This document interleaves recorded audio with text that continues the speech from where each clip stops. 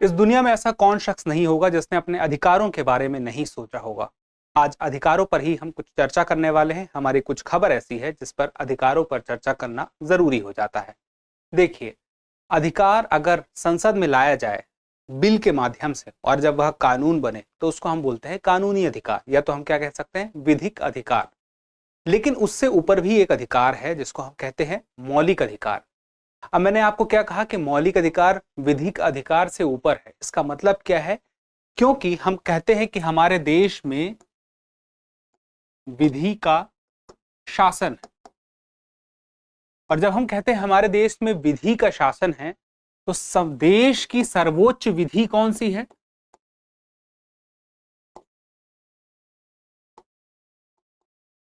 संविधान। तो सर्वोच्च अधिकार कौन से होंगे? वे अधिकार जो मौलिक अधिकार होंगे। तो उन्हीं मौलिक अधिकारों में हाल ही में सुप्रीम कोर्ट ने एक टिप्पणी के माध्यम से कुछ विस्तार किया है। एक खास मामले में जब वो फैसला सुना रहे थे तब ऐसा हुआ। तो वो खास मामला क्या है, क्यों वह चर्चा में था, फिर यह अब जो फैसला आया है उसमें हमें कौन कौन सी बातें जानना जरूरी है, इस खास विषय पर आज हम विस्तार से चर्चा करने वाले हैं। नमस्कार साथियों, मेरा नाम है केवल, मैं हूं आपके सामने दृष्टि आईएएस के न्यूज प्रोग्राम के साथ। तो चलिए सबसे पहले हम देखते हैं कि पूरा का पूरा जो मामला है उसमें चर्चा के पक्ष क्या रहने वाले हैं।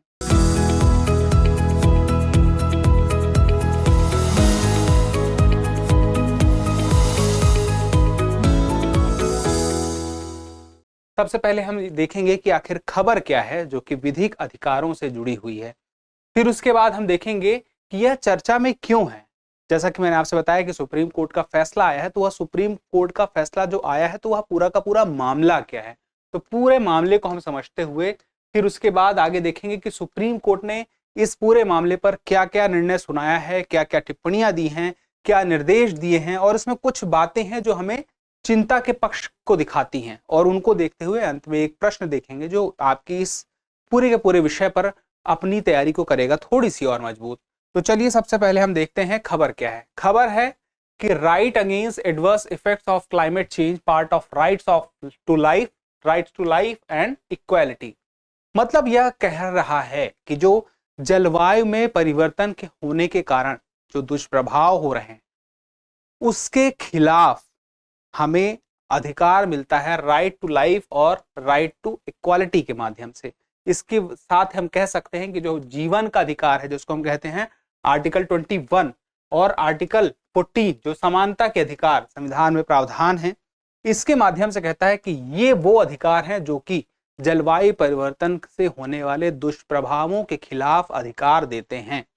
यह बात इस पूरी की पूरी खबर में मुख्य रूप से उभर कर सामने आई है और इसी बात को हम समझने का प्रयास करेंगे, लेकिन पूरे मामले के साथ में। तो चर्चा में क्यों है पहले ये समझिए।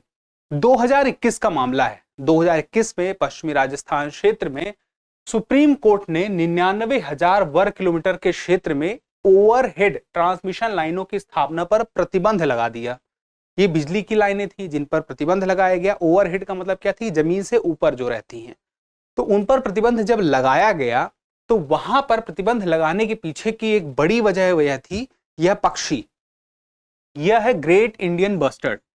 ग्रेट इंडियन बस्टर्ड यानी कि शॉर्ट में क्या कह सकते हैं, GIB। अब यह गंभीर रूप से संकटग्रस्त पक्षी है, IUCN के हिसाब से भी है और भारत का सबसे गंभीर रूप से संकटग्रस्त पक्षी है और IUCN के हिसाब से भी है। तो ऐसे में इसकी संख्या बहुत कम है। अब चूंकि यह वो पक्षी है जो राजस्थान का राजकीय पक्षी है। कहां का है? राजस्थान का है। तो ऐसे में इसके संरक्षण के प्रयास जरूरी हो जाते हैं। इनकी संख्या कम है, इनके आवास की बचाव, इनकी संख्या का बचाव करना जरूरी था। तो इनकी संख्या इस ओवरहेड ट्रांसमिशन लाइन की वजह से क्यों प्रभावित हो रही थी?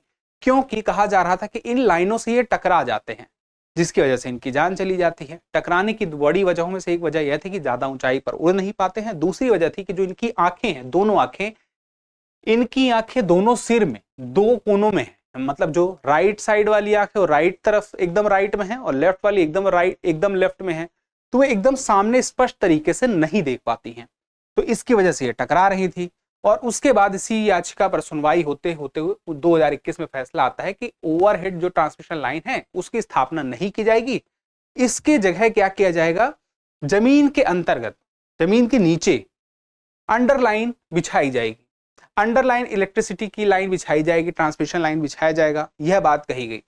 इस पर फिर क्या होता है, आगे चलकर धीरे एक समय आता है जिस पर कि पर्यावरण और वन जलवायु परिवर्तन मंत्रालय, बिजली मंत्रालय और नवीन नवीकरणीय ऊर्जा मंत्रालय, ये तीनों मिलकर सुप्रीम कोर्ट के सामने अपना पक्ष रखते हैं, जो कुछ चुनौतियों को बताते हैं। उन चुनौतियों में वो बताते हैं कि ओवरहेड ट्रांसमिशन लाइन की जगह अगर हम अंडरलाइन ट्रांसमिशन लाइन लगाएंगे तो वहां पे क्या क्या चुनौतियां हैं, और उन चुनौतियों का आधार पर वो नरमी की मांग करते हैं। और साथ में देखिए, जब पूरा का पूरा फैसला आता भी हाल ही में मार्च में एक याचिका के दौरान, जिसमें ग्रेट इंडियन बस्टर्ड के लिए फिर से एक याचिका लगाई गई थी, उस याचिका के दौरान जब फैसला आता है तो उस फैसले में टिप्पणी आती है जलवायु परिवर्तन संवैधानिक अधिकार को प्रभावित कर रहा है। तो अब ये हम यहां तक कैसे पहुंचे, यहां पर जब जलवायु परिवर्तन की बात आई तो जलवायु परिवर्तन की बात आने के साथ ही सुप्रीम कोर्ट ने कुछ टिप्पणी दी और अपनी टिप्पणी में कुछ बातें कही। एक तरफ से हम उन बातों को समझने का प्रयास करते हैं। अब देखिए, फैसले में सबसे पहली बात, जब 3 जजों की जो पीठ थी, जिसमें कि अध्यक्ष DY चंद्रचूड़ थे जो भारत के मुख्य न्यायाधीश भी हैं, उन्होंने बताया सबसे पहले अपनी टिप्पणी में कि जो अनुच्छेद 48A है, 48A जो है नीति निर्देशक तत्व से संबंधित है। इसमें यह बात कही गई है 48A में कि राज्य पर्यावरण की रक्षा और सुधार करने तथा देश के वनों और वन्य जीवों की सुरक्षा करने का प्रयास करेगा। यह कौन करेगा, राज्य करेगा। राज्य का मतलब यहाँ भारत के राज्यों से नहीं है, पूरे देश के लिए, यहाँ पूरे देश की यानी कि भारत सरकार से भी हम यहाँ पे मतलब सीधे सीधे निकाल सकते हैं, पर राज्य की सरकारें तो करेंगी, मतलब कि जो सरकार है वो करेगा प्रयास। तो पर्यावरण की रक्षा की बात हुई है और इसके साथ ही सुधार करने तथा देश के वनों और वन्य जीवों की सुरक्षा करने का प्रयास की बात की है। चूंकि ये नीति निर्देशक तत्व है इसीलिए मौलिक अधिकार की तरह नहीं था, यानी कि इसके लिए कोई कानून में जाकर कोई इस आधार पर कि संविधान में उल्लेख किया गया है, पर्यावरण की रक्षा करने की बात कही गई है नीति निर्देशक तत्व में, तो इसे लागू किया जाए, ऐसा नहीं हो सकता था, यह न्यायोचित नहीं था। और यही समस्या अनुच्छेद 51A में है, जो इसका जिक्र किया गया कि 51AG में भी यह कहा गया है कि भारत के प्रत्येक नागरिक का यह कर्तव्य होगा कि वह वनों, झीलों, नदियों और वन्य जीवों सहित प्राकृतिक पर्यावरण की रक्षा और सुधार करे तथा जीवित प्राणियों के प्रति दया का भाव रखे। ये सीधे सीधे बात हमारे मौलिक कर्तव्य में 51AG में लिखी गई है। तो यहाँ पर भी देखिए वही बात कही गई कि जो वन, झील, नदियां, वन्य जीव, पर्यावरण, इन सब की रक्षा करना है, प्राणियों की रक्षा करना है, उनके लिए दया का भाव रखना है। लेकिन दिक्कत इस बात की है कि ये न्यायोचित नहीं थे, इसको लागू करवाने के लिए सुप्रीम कोर्ट में जाया नहीं जा सकता था। तो यहाँ पर सुप्रीम कोर्ट ने जब यह बात बताई तो उसके साथ यह भी कहा कि भारत जलवायु परिवर्तन और उससे जुड़ी चिंताओं के लिए कोई एकल या व्यापक कानून नहीं है, पर इसका यह मतलब नहीं कि जलवायु परिवर्तन से संबंधित कोई एकल या व्यापक कानून नहीं है, तो ऐसी स्थिति में जलवायु परिवर्तन के प्रतिकूल प्रभावों के खिलाफ अधिकार नहीं है। तो उन्होंने स्पष्ट कर दिया कि जलवायु परिवर्तन का अगर प्रभाव हुआ है तो उस प्रभाव के लिए कोई अधिकार नहीं है, ऐसा बिल्कुल भी नहीं है, बिल्कुल अधिकार है।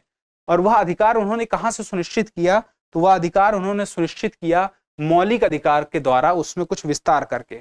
तो मौलिक अधिकार में जो विस्तार किए उसमें 2 अनुच्छेद जो हमने शुरू में कहे थे, अनुच्छेद 14 और अनुच्छेद 21, समानता का अधिकार और जीवन का अधिकार।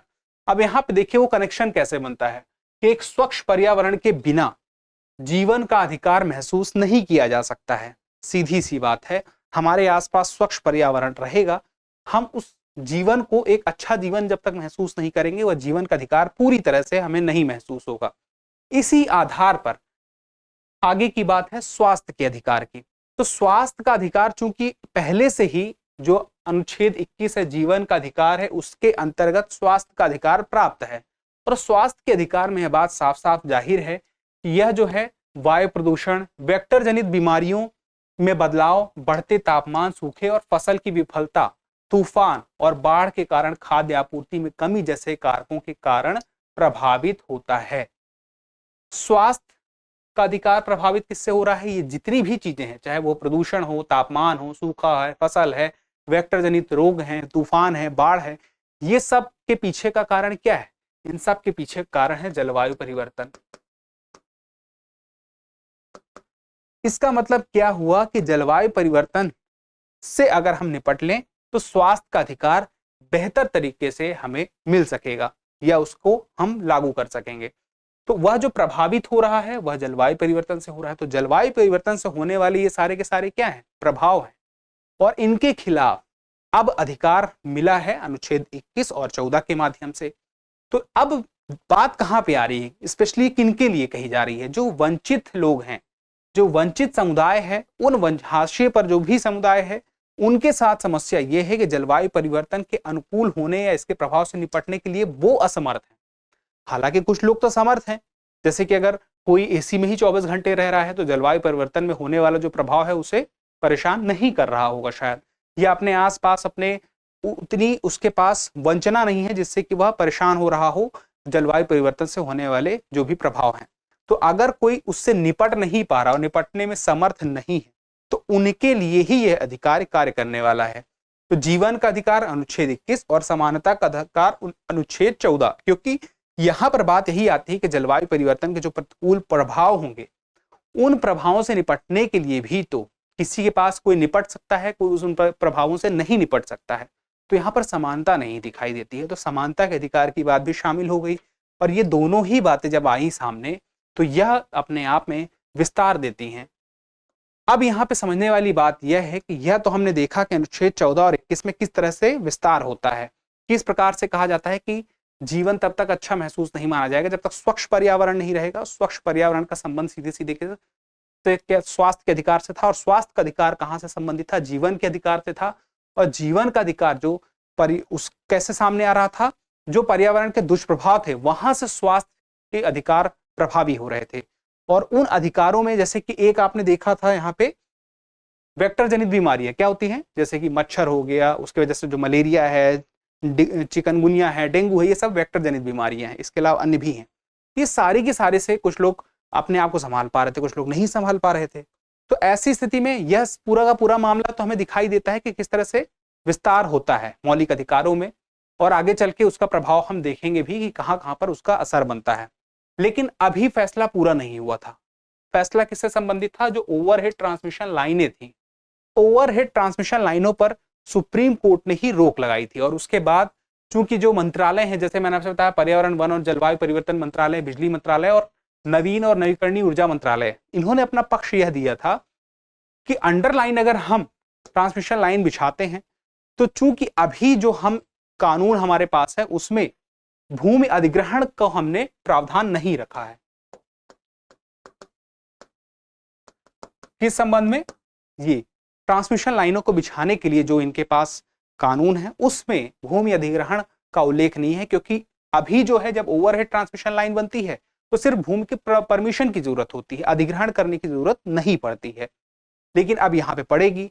दूसरे अलावा दूसरी बात यह थी कि जो वहां के लोग हैं, वहां की जो इंफ्रास्ट्रक्चर है, डेंसिटी है, वो प्रभावित होगी इसकी वजह से। उसके अलावा सबसे एक और बड़ी बात यह बताई कि जो भारत की अंतर्राष्ट्रीय प्रतिबद्धता है, क्योंकि यह जो लाइनें हैं मुख्य रूप से जो पश्चिमी राजस्थान के क्षेत्र से संबंधित हैं, वहां पर जो ऊर्जा है वह किस प्रकार की है? जिस ऊर्जा को यहाँ पे ट्रांसमिशन जिसको दिया जा रहा है वह प्राप्त हो रही है हमारी नवीकरणीय ऊर्जा, यानी कि सौर ऊर्जा, पवन ऊर्जा। तो इस सौर ऊर्जा, पवन ऊर्जा के लिए अंतर्राष्ट्रीय प्रतिबद्धता भी है कि इसका उपयोग हम बढ़ाएंगे साल दर साल, और जो जीवाश्म ईंधन है उसका उपयोग हम कम करेंगे। तो ऐसे में अगर यहाँ पर कहीं इस कार्य को हम प्रभावित देख लें, ट्रांसमिशन लाइन अगर बिछ ही नहीं पाए तो हो सकता है हम अपनी प्रतिबद्धताओं से पीछे रह जाएंगे। तो भूमि अधिग्रहण का चाहे मामला हो, चाहे अंतर्राष्ट्रीय प्रतिबद्धता का मामला हो, ये भी चिंता की बात है। इन बातों को ध्यान में रखते हुए सुप्रीम कोर्ट ने कहा कि 9 सदस्य की एक समिति का गठन किया जाएगा।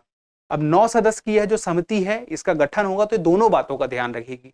पहली बात तो यह ध्यान रखेगी कि यह जो ट्रांसमिशन लाइन है इसको अंडरग्राउंड करने में कहां कहां कितनी पॉसिबिलिटी है या कितना अधिक किया जा सकता है वह देख लो। अगर कहीं किया जा सकता है तो ना उसके लिए आप बता दो, चाहे उसके लिए जनसंख्या देखनी हो, डेंसिटी देखनी हो, इंफ्रास्ट्रक्चर देखना हो, सारा कुछ देख लो। उसके साथ यह भी देखो कि जलवायु परिवर्तन से होने वाले दुष्प्रभावों से या इस पूरे के पूरे प्रक्रिया में ग्रेट इंडियन बस्टर्ड को हम कितना कैसे बचा सकते हैं उसका भी ध्यान रखा जा सके। और अपनी पूरी की पूरी रिपोर्ट जो है आप 31 जुलाई 2024 के पहले सरकार के माध्यम से सर्वोच्च न्यायालय तक पहुंचाने का कार्य करो। तो वह काम कौन करेगी? 9 सदस्य समिति करेगी। ये सारी की सारी जानकारी हमारे सामने आई, किस प्रकार से विस्तार हुआ और दूसरी बात क्या मामला था और क्या इसका फैसला रहा। अब अन्य जरूरी जानकारी है वो ये है कि target UPSC prelims 2024 current affair revision series शुरू हो चुकी है, जिसके माध्यम से सभी करंट अफेयर के विषयों का रिवीजन साल भर के करंट अफेयर का कराया जा रहा है कुछ ही वीडियो के माध्यम से। हर दिन एक वीडियो दोपहर को 2 बजे आपके सामने आएगी दृष्टि आईएएस चैनल पर, जिसमें कि संवैधानिक एवं प्रशासनिक घटनाक्रम का एक उदाहरण सिर्फ आपके सामने है, बाकी अन्य विषयों पर भी करंट अफेयर आपको सामने देखने को मिलेगा। इसके अलावा एमसीक्यूज प्रैक्टिस सीरीज डेली रात को 9 बजे आएगी, जिसमें विभिन्न विषयों पर प्रैक्टिस करने के लिए विभिन्न बहुविकल्पी प्रश्न आपके सामने आएंगे, जो आपकी परीक्षा की तैयारी के लिए, प्रारंभिक परीक्षा के लिए बहुत ही महत्वपूर्ण होने वाले हैं।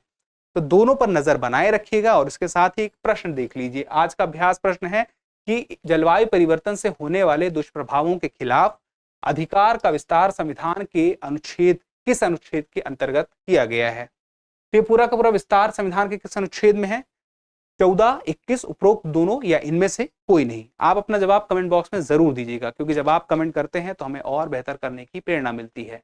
जल्दी मिलते हैं अगले एपिसोड में, तब तक के लिए स्वस्थ रहें, मस्त रहें और पढ़ते रहें। धन्यवाद। डियर व्यूअर्स, अपने एग्जाम की तैयारी को और बेहतर करने के लिए हमारे चैनल को लाइक, शेयर और सब्सक्राइब करना न भूलें।